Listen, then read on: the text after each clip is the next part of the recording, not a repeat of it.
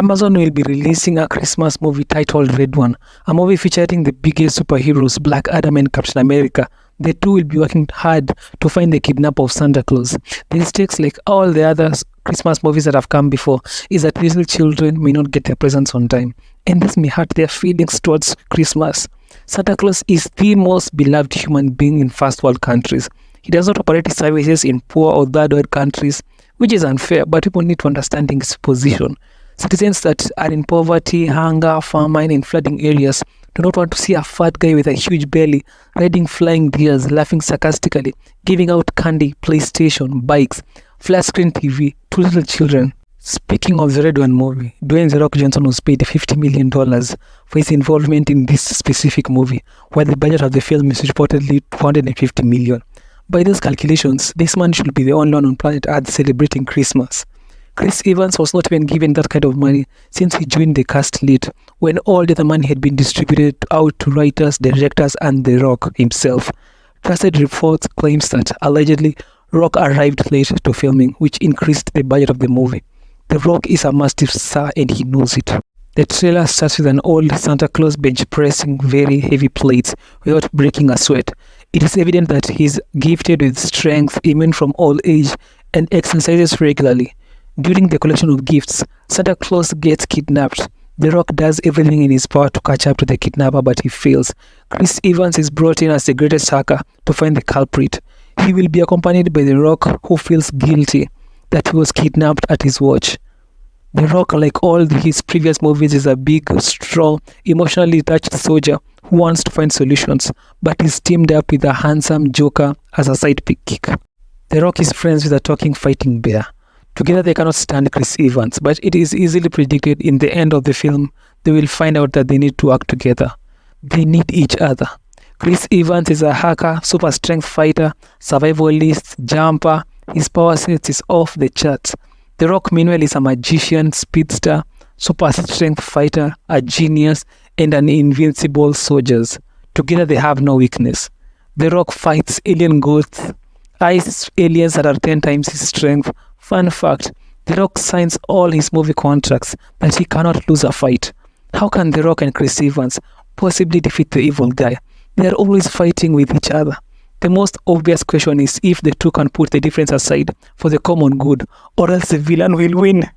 The audience for this kind of film will be 18-year-old plus children, Christians, Republicans, Rock lovers, Chris Evans stalkers, MCU fans, single parents, drunkards, DCU haters, Henry Cavill fans, Maui residents, charity billionaires, Oprah's fans, Jeff Bezos' kids, Jeff Bezos' wife, couples that are about to break up, abs lovers, beer lovers, lonely residents, hopeless people, soldiers with PTSD, people that are high on drugs, Charlie's Angels fans, bank lenders, and Air Jets employees.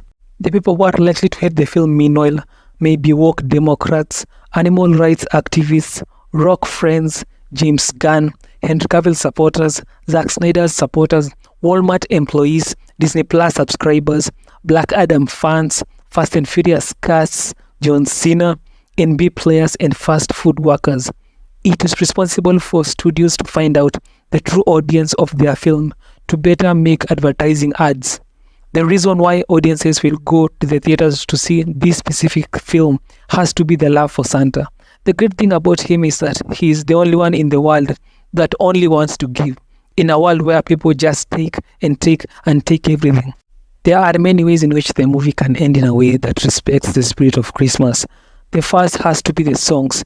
There can be no Christmas movie without its songs that explains to the audience why they too should love Christmas. That is like Halloween without costumes. The songs should come organically during the course of the movie. The worst thing a Christmas movie can do is kill off Santa. Nowadays, writers like making unnecessary risks for shock purposes. Not only Santa, no one should lose their lives in a Christmas movie. Even the villains that kidnap Santa. Santa should have a decent storyline and not a damsel in disguise trope. You know, a character that is always needed to be saved. He should have something to do, or at least push the story forward. He should be accurate. All the tropes of Santa should be possessed by him. He has to be kind, non-smoker, non-drinker, compassionate, animal rights activist, friends with elves, not hate his job, but relish in the fact that he's making a difference in a lot of children's life. In short, Santa should be Santa. The Rock will always be The Rock, and Chris Evans will always be Chris Evans. There's no problem there.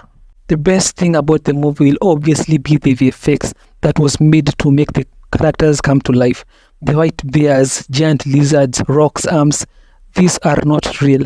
The VFX workers most probably did not get to see their children and wives. The movie seems to have used very practical locations to film certain scenes instead of constantly using green screens. They have been used to death by major studios. Audiences are sick and tired of them. Audiences want something real. Practical sets shows the commitment of the producers to make something organic for the fans. In this movie, not everything will be practical, like the flying deers or Santa, sure, but most sets need to be made by actual people. There is certain uniqueness and attention to detail that may not apply with CGI.